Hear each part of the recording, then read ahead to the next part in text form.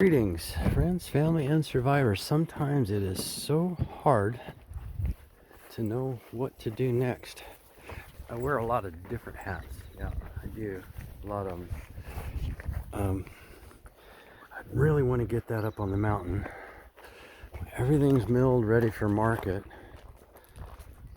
I got to get another jag of logs because I've got room to dry a little bit more.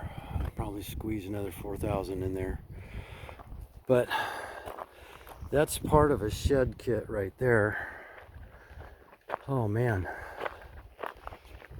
I get dizzy trying to figure out what I'm supposed to do next. This new ramp's built for the log trailer to haul the shed. These are posts. Now here's the crazy thing. These posts are for a new building. We're building a kit.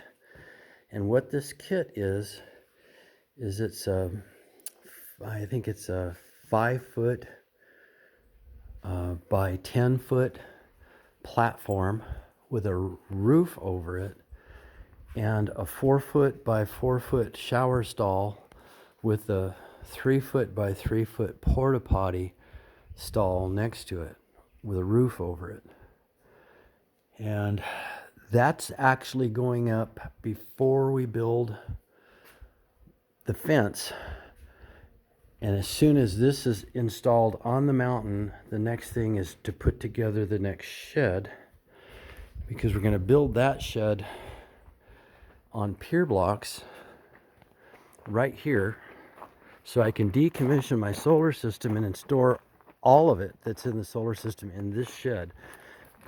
And I'll move it up on the mountain in the spring. So we got 4 pier blocks that Dad made for me with his forms and pressure treated blocks. We'll set those up level right here, build that shed right here, and we can skid it up onto the trailer later. But the problem that I'm having is with my back, I have to lie down flat on something as hard as concrete many times a day. And you know, with the issues, many times I've broken my back. I get about 4 hours where I can get stuff done, and I have to lay down a lot. Well, up on the mountain, there's not even one flat spot to lay down, and it's what it is. I have 3 of the vertebrae are shaped like wedges, and it pinches on all the nerve roots, and stuff starts going numb, and that's not fun. So I have to lay down. So I have to go up there and build a platform to be able to lay down on, and then to get out of the wind, to take a shower, I need to build a shower stall. So we've got another on-demand propane water heater coming. I mean, gosh, I'll have 3 of them, but I need another one that's not being used. And I've got some 55-gallon drums coming, and we'll build a cradle to hold a drum with a 12-volt pump. It'll pump water out of the drum through the shower or the water heater. And so when you're up there in the wind and the dust and the sweat all day long, and with the back condition I have, you can get through the night.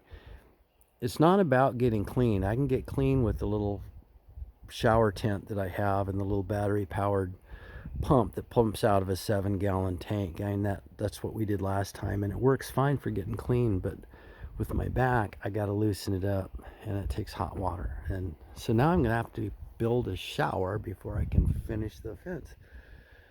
But that's, you got to do what you got to do, right?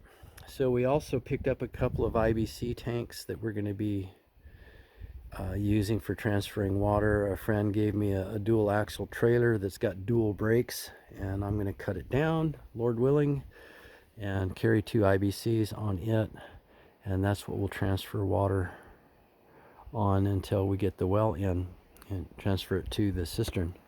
But figuring out what to do next is a little crazy at times. So I've got the down under at the sprinklers by the pond, I've got a shed kit. Here's the trusses for it.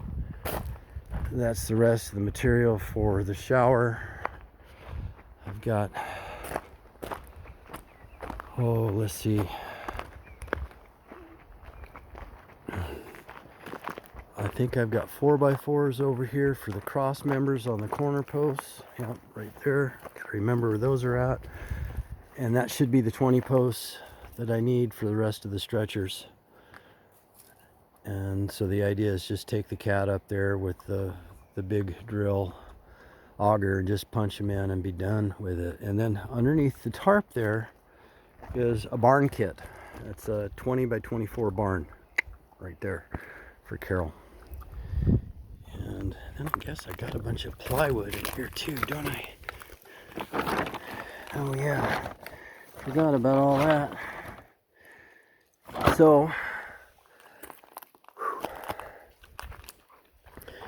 and now we're headed back to the church to do a little marriage counseling for some folks. And I took the afternoon off so I could rest to do that, and that's a good thing. But it's just like, if you don't write stuff down and start putting dates on calendars, you're just going to forget where you're at. And it's tempting to try to get that septic system in before October 1st. I'm not saying we're not going to do it. It's real tempting to try it, but basically what I would have to do is I would have to drop nearly everything that I do at the church and for U-Turn for Christ, and I'm not willing to do that. You know, I gave them a date, June 1st next year, and so that's, by God's grace, that's what we're going to do. And to do something like this is, there's Carol, she's gung-ho, ready to go. You should see how hard she works. It's amazing. But she's waiting for me. We got to go right now. But patience. She's ready. She's ready. We're on our way out of here. Okay. Patience, patience, patience. Patience and perseverance. Yep. All right. Have a blessed night.